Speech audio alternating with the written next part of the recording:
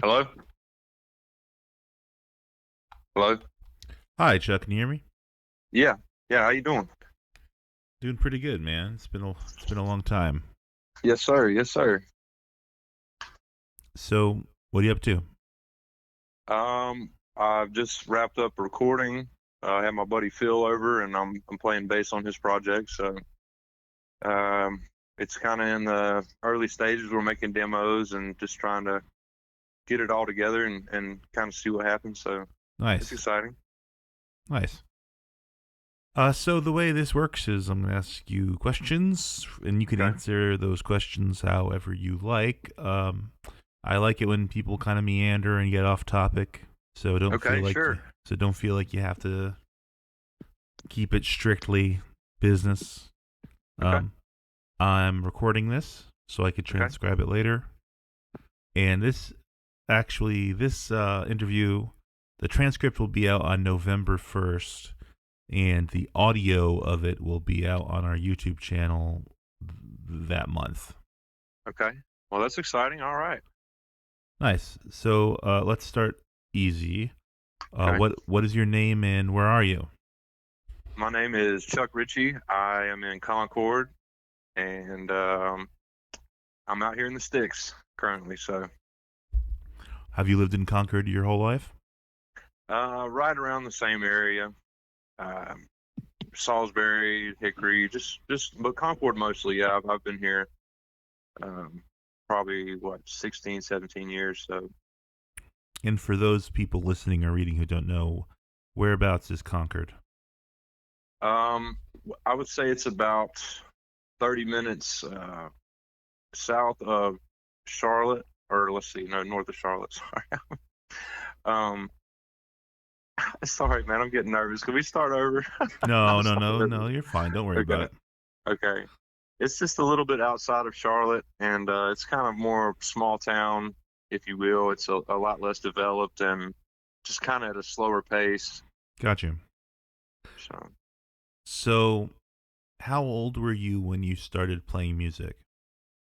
well, I grew up in a very musical family. My mother and my grandmother play piano. I would say my mother is the best pianist that I've ever heard. She played in church. I mean, she still does play in church, but she played all the funerals, all the weddings, everything that was going on at church. She would always be there playing. And so it's all on my mother's side, but they all have always had like a connection with music. So I was playing real young and singing, taking piano lessons and stuff like that, and then um, just kind of went from there. I just started picking different instruments up and guitar and just trying to try a little bit of everything and just see what I was good at. So Does your mother write her own music as well? no, I would say that would be the only, if I could say one bad thing, which is hard to do. It's she doesn't know how to jam. Ah, I see. So if I would say let's just do like a E A turn around on the B, she doesn't know, but she can play Tchaikovsky. She can play five flats or four sharps or whatever. It's and she can sight read it too. Even if she's never heard a piece, she can play it. It's almost uncanny the way that she can do it, but just extremely talented and definitely a musical inspiration, I would say. And what kind of work did she do What when you kind of work do I do? what kind of work did she do? She was a stay-at-home mother, Okay. and my stepfather worked his fingers to the bone so she could stay home and be with us, and it was great. She would read to us all the time, and yeah, it was nice. So she's a stay-at-home mother, and And does your stepfather do anything musically? no, he's very he's an architect, Oh, cool. right? So he's in the and I was what is it, the left side of the brain? Which one's the Analytical. creative side? Yeah, yeah, it's really analytical, and that isn't to say he's like a tight ass or anything. And he likes music and like he understands it, but no, he used to have an auto harp years ago, and he would play it every once in a while. But I think my mom sold it and didn't tell him or something. I don't Oh know. no. Sorry, I don't know. Sorry, mom, if you hear this, putting that out there. But um, No, but he's very supportive. He gets it, All right, and so how about how old were you when you started writing your own music? Oh gosh, I it took me a long time to try to find a niche, and honestly, I kind of started when I was about, I don't know, 17, 18, and then you just write one terrible song after another, and then eventually they start getting halfway decent and less rickety and shit. They kind of start making sense. So and it took me a long time to find my sound too, and just kind of not. I think it's important to not force it and just try to fall into where you're just kind of being yourself and not trying to put on, just trying to be genuine, I guess. So how old are you now? 33. Okay. And do you collaborate with anyone? Oh yeah. I've been known to play the saxophone now and then, and I used to play a lot of live shows with several different bands, and that was a great experience. But like I said, I recorded earlier today with my buddy Phil, and I'm playing bass on his project. So I definitely love to collaborate. To be honest with you, I'm more of a studio guy. I don't mind playing live, but it's I'm by the time you load the car full up of gear and then you drive all the way out there and then you stay till 2 o'clock in the morning and then drive all the way, it's work. I don't want it to feel like work, and so I'm not against playing shows, but I'm more of a studio guy, I would say. I think maybe we met at a show. Yes, no, that's correct. That was it at Laura's house? Yes, there. And then I think the second time I saw you was at, oh gosh, it was the station. I think it's the Skylark Club now, Skylark Social Club. But I saw you there when it was the station. It was right down. It was on Central Ave. It was right down. Yeah, was that the Tommy's. show? Yeah, not Tommy's Pub. Oh, the station. Yeah, that was like the kind of a divey sort of place, but like it had a pretty big. Is that the place I'm thinking of? Like kind of like a. Yes, no, that's exactly it. That's exactly it. It's before they had. It was before they had put the stage in. It was like right on the ground with everybody, and I was playing with Sheep the band at the time. So, yeah, that's it. And that was, I think, the first time I saw you. I can't remember what band I was doing. I was just so like fly by night in those days. Like I don't know. I don't want to say I was half-assing it, but I just love playing out and just playing live, and I feel like I got my fill of that. But how did you get hooked up in the Charlotte scene? I mean, because you're from a little more rural area. Yeah, well, I've started going to Tommy's Pub around, when was it, like 2012, something like that. And I met Jamie Starks up there, and we struck up a friendship, and it kind of just all went from there. And I would go to open mic every single week, like religiously, and I would be up there 3, 4 nights a week sometimes, go see shows. All my buddies were playing in different bands, or I would bring my saxophone and sit in with people sometimes. So it was just it was like an epicenter of just people being really creative, and everybody was so nice to each other and laid back, and it was great. Where did you do the open mics? When did I do the open mics? No, where did you do the open mics? What was the I used to play Tommy's Pub every week without fail. And then it got to the point where I actually ran it for a little bit, but it kind of fell off. Though didn't Tommy's Pub get didn't someone buy the building or something? No, Tommy's, from what I understand, and I don't want to misquote anybody. Well, we don't. Yeah. Tommy's sister had the will to the property, and she sold it to the developers right there. Okay, I see. And to be honest with you, I mean, it was a nice little bar, but I mean, there ain't no telling what she got from that deal. I ain't mad at her. So. Well, yeah, if they're selling real estate in Charlotte, yeah, you're doing well. Yeah, she came out. She's, I ain't mad at her. She did her, but so yeah.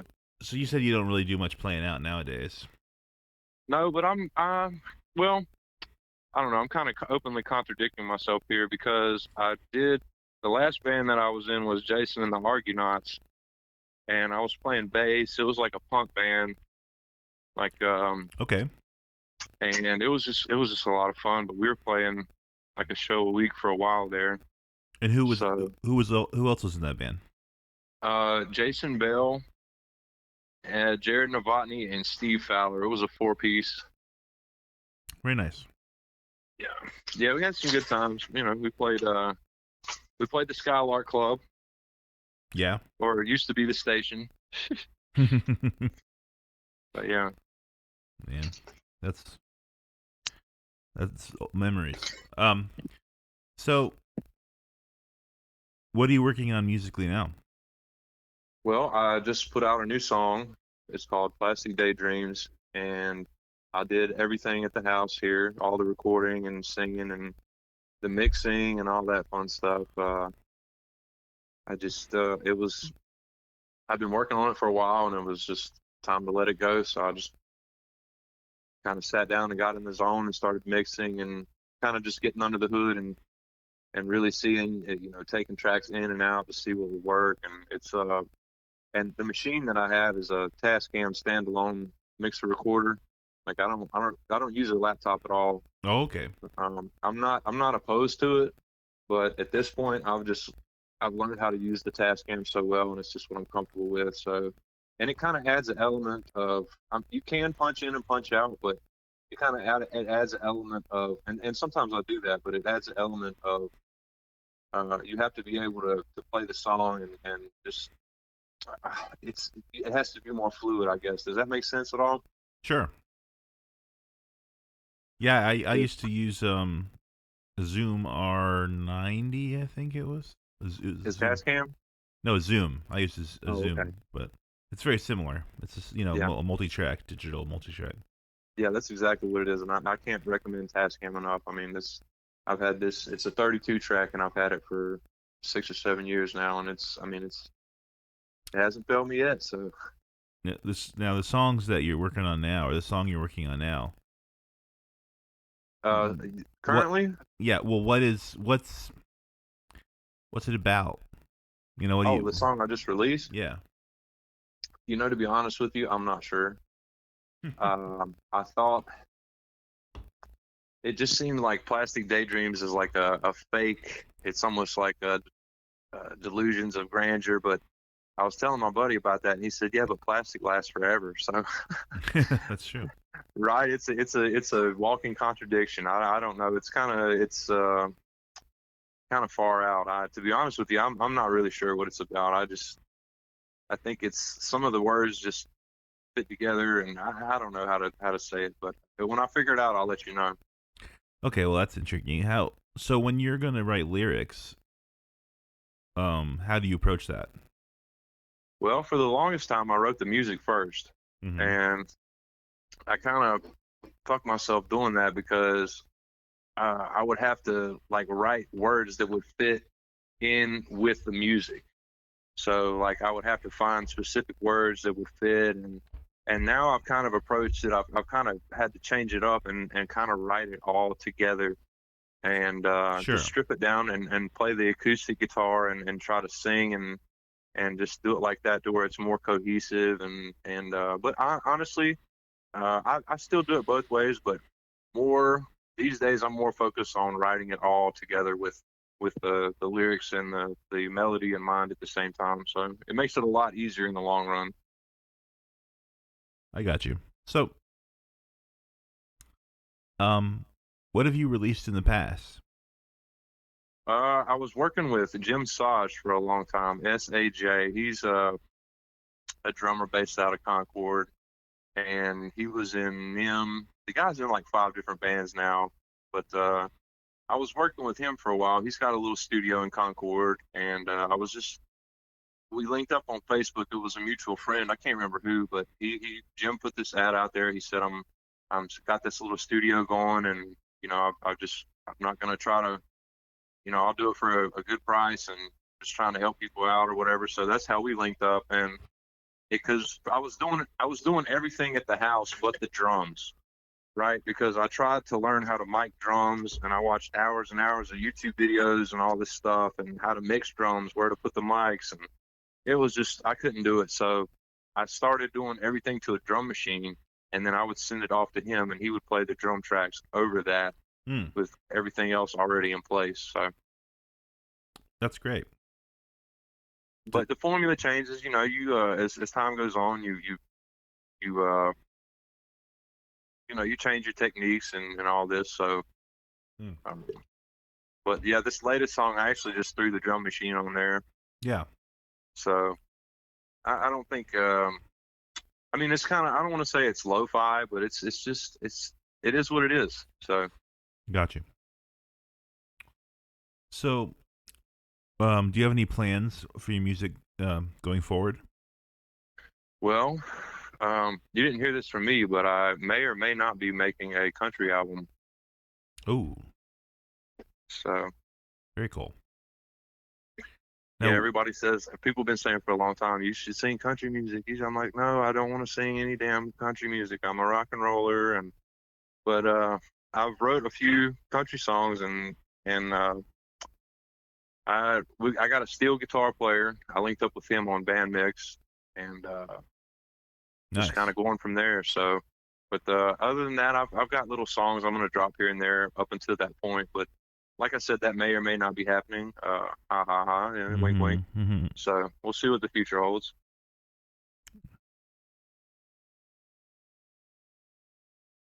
Now, okay. So we're about 17 minutes in. Okay. And you just, quote unquote, did not announce that you're working on a country album. But let me ask you this: do you have other art forms that you like to work with? You mean like painting or what? Yeah, like, painting, writing. You know. Gosh, I've tried painting and drawing, and it's downright pitiful. You know, maybe stick figures or something. But my lady, she paints a lot, and she's very talented. She does a lot of nature stuff, and good. No, I tried. I kind of tried the drawing and stuff like that. It's just never came to me. So, but I gotta say, I'm actually sitting in the studio right now enjoying your paintings right here on the wall. Oh, so. That's right. Hey, yeah. Yes, thank you very much. Thank you for that, by the way. Thank you very much. So, gosh. And you did the painting for the new song that I just released too. And what's the name of that new song again? Plastic Daydreams. And if you're looking for me, my music's only on YouTube. It's not on Spotify or any of that stuff. I want my music to be free and easy for people to get to. So, well, that's good. That's the right attitude to have about it. I think so because these Spotify is just another soulless corporation, and and I know it's a necessary evil. People say it's like social media, but I don't know. You call it old school, or maybe I'm being stubborn, but I remember bootlegging music and burning CDs and stuff like that. Oh yeah. You know, being a kid, not having money to buy or whatever, or just not having the means. So I don't have. If you want to bootleg my shit, go ahead. If you want to send me a couple dollars on Venmo, I appreciate it. But you can bootleg my shit if you want. You know, that's cool.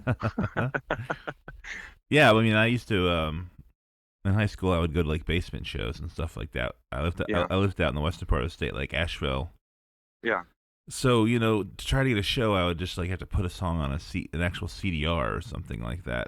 So, but Spotify, there's something that's so I don't know, there's something that's off about it because, like even when you dream about being on the radio or something, like the joy and the beauty of the radio is they're just beaming it out. They're just putting it out there, and if someone happens to dial in, then they're going to hear what your music is, you know? Yeah. But like Spotify, people only get to your music if they specifically look to get to your music, and they also take this enormous cut out of everything. So I don't know. Yeah. I don't like the model really, even though it's part of the world. We have to cooperate with the world. Necessary evil, what have you. Yeah. But here's the thing. If I wanted to be rich and make money, I wouldn't be a musician. You know what I mean? Yeah, I don't. What I'm saying is, obviously I don't do it for the money, or I would be doing something else. You know. Yeah. Do you So, have you released any albums? I can't. no, I've done.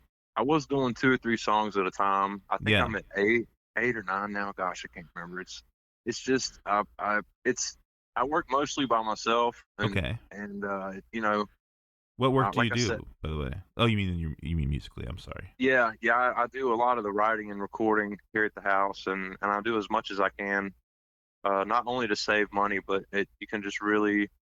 It's hard to describe when you're working with somebody in the studio. It's hard to describe a sound. If does that make sense? Yeah, when you're working with somebody else, it's either clicking or it's not. You Yeah, know, they're either going to feel the vibrations that you're putting out there, or else it's yeah, going to be forced. So, yeah. That, and I feel like I can be a little bit of OCD sometimes, so I just spare people all oh that yeah. and just just do what I can by myself. So Well, the song you released most recently, yes, sir. Plastic Daydreams. Yes, sir. That one is definitely highly polished. So I could tell that you're a completist. You want to work on it until it's done. But I was thinking when you were talking earlier about Plastic Daydreams having multiple meanings, I was thinking also plastic is like a credit card. So Plastic Daydreams is like maybe one day my fortune will come as Yeah, well. or it's like a almost like a toy, or just Yeah. something that's just, it's like hollow, I guess. Yeah, that actually, yeah, that maybe I think you cracked the code. Yeah, thank you for. I've been trying to figure it out myself, so thank you. So, what artists do you think influence you, or what do you find yourself listening to when you have Oh time? man, I'm so all over the place. I was listening to Buena Vista Club this morning. Mm. That's music from Cuba, and man, I've just been kind of listening to a lot of Cuban music lately, and I'm kind of all over the place. What I listen to doesn't necessarily like influence me, but I like Okay. to. No, But I have I feel that. appreciation for I have appreciation for all different kinds of music. I I think you should never sell yourself short and be like, well, I like rock and roll, or I like hip hop, or I like country. If you like it, you like it. That's kind of what I say. So, But I mean, are there any bands maybe in particular that have kind of set you on a certain oh yeah, pathway? oh yeah, oh yeah. I get what you're saying. I think Ty Segall would be a big one. Whenever I first started listening, I heard Fuzz first. That was the project that he was in, and then I started listening to his solo stuff, and that kind of just kicked me in the ass because I was doing a little bit of home recording at the time. But when I listened to his record and I heard kind of like the rawness and like it just sounded natural to me, and I just said, you know what, I want to do this. Yeah. I want to do something like this. So I think Ty Segall was a big one. The OCs, Yeah. huge influence. I remember when I first heard Floating Coffin, man, that's like all kind of light bulbs started going off. Hell yeah. It was just like fun and wild and free, and yeah, maybe those two. But musically, I'm just kind of all over the place. So, but Now, I hope much that answered your question. much earlier, when you were talking about your mother, you said she didn't know how to jam. Do you like to improvise with people? Yes, because I used to be musically literate. Okay. Uh, I was in saxophone. I played in the band in school, right? Sure. And I put it down for so long, and I tried to pick it back up recently, and it's just a whole nother animal, and that that makes me have even more respect for people who can read music, because Right. it doesn't. I can see where it clashes. Like, well, you don't have to read music, just jam and be yourself, and then all that. But you can do both. I think you can be like Duke Of course. Ellington or Yeah. something. Yeah. You That's can true. have the composition there, or you can be Autumn Leaves. You can play the song, but then you can improvise and have your solos. But But when I you got a lot of respect for people who can read music. So yeah, absolutely. When you play with another person for the first time, or before when you're not performing, let's say, yeah, um, do you find yourself like just kind of improvising with them for a while, or Well, do you normally like pick songs and learn them specifically? well, is just are we talking about like open mic setting or just a No, jam? no, this is just like you and when you and another person when no one else is watching. Yeah. Well, sometimes it can be a collab, or we'll kick some ideas around and just see. I think, as long as if sometimes you serve the song, and Uh-huh. sometimes you're the one bringing the idea to the table. I can do both. So, Okay. Very cool. Do you have anything you'd like to promote? peace and love, and be nice to each other. Damn it, please. And my last question is there anything you were hoping to be able to talk about that I didn't ask you about? And if so, please go ahead. Oh my gosh! All right. Earlier you said it's okay to go off on a tangent and meander a little bit. Yes. So like I was hoping maybe I thought you were gonna be like, so what are your hobbies and that kind of stuff. But I was prepared to kind of go down that path, I guess. Okay. What are your hobbies? Well, I love playing Age of Empires on PC. Okay. Cool. I love gaming on PC, and I'm on Steam a lot. And I think just to smoke a joint and chill out and play Age of Empires 2 Definitive Edition on Steam is one of the great pleasures in life. Just the little things, I guess. Age of But Empires 2 is classic. It's great. yes, and they have the Definitive Edition on Steam. They remastered it, and That's definitely would recommend it. So awesome. Yeah, I used to play that, and I used to play Civilization 3 all the time. That's the other. yeah, that's a good one too. I just got SimCity 3000. Oh hell yeah!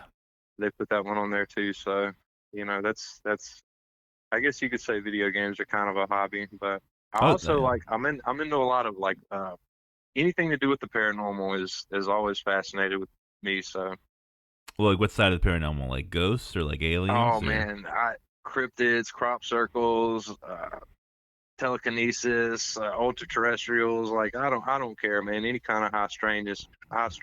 I think. But yeah, Have like you ever John seen? Keel. Have you ever seen the UFO? No, I haven't. But man, I've seen some shit, brother. Let me tell you, ghosts and what have you.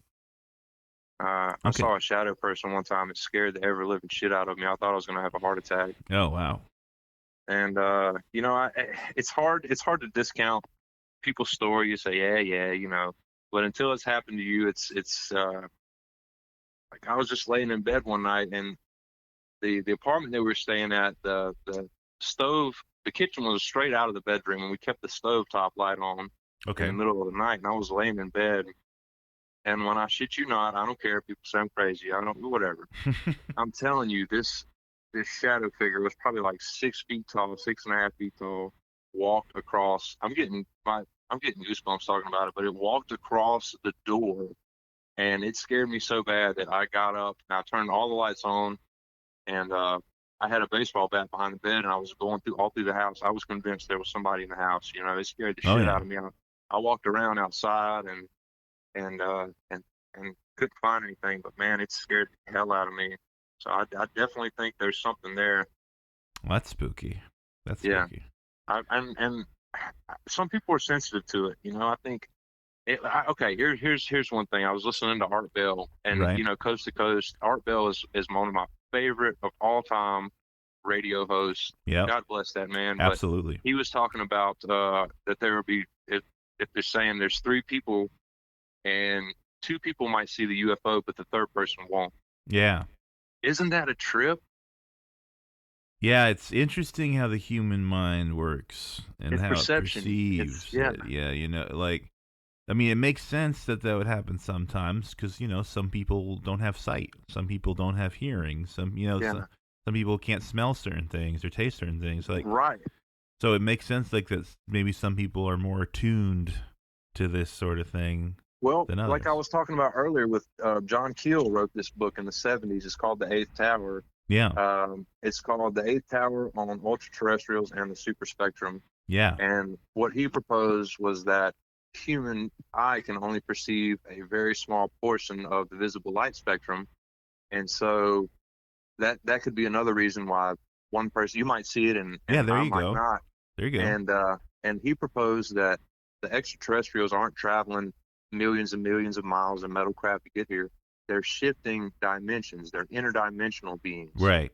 And he proposed that all sorts of paranormal manifestations, Bigfoot, UFOs, ghosts, whatever, he kind of all lumped it in and called them ultra terrestrials. But in his opinion, it was more of a interdimensional manifestation than a sort of physical, as opposed tangible, to like driving a car across space or whatever. Precisely, like a wormhole. You know, you have a map of the world. You bend it in half. You know, Paris is roughly over New York. You could just fly, and you could bend space and time. Theoretically. Yeah, so. yeah. Like, well, everything has a frequency, and so like they can be dialed. It could be that they're sort of dialed in like as a radio, like as an analogy. You know what I mean? Like. Yeah. Oh yeah. And that's. I've seen UFOs. I've seen two times in my life. I've seen UFOs. I believe you. I wholeheartedly believe you. And one time there were other Emotron was there and Echo was there, and like we all saw it. So oh damn, the Emotron was there. Yeah, John was there. It was when I was. It was they one were of the coming times to pick him up. I know that's to take him home. That's what I said. I said to Tron, "Did they follow you around everywhere you go?" Like, oh my god, I saw one when I was in 7th grade, and I had never seen it again. Then when I was like 34, 35, so of course Tron was there. He probably is right, naturally. But yeah. Hey, did you ask him? Did you say, are they friends of yours?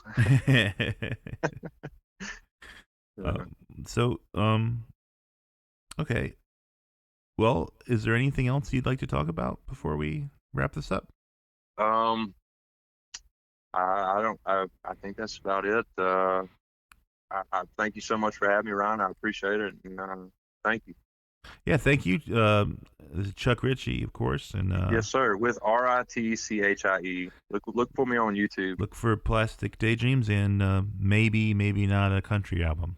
Yes, maybe or maybe not. We'll see. All right, man. That was fun. Thank you. All right, Ryan. Thank you so much for having me. Appreciate it, buddy. All right. Have a good night. All right, you too. Thank you, sir. Bye. Bye-bye.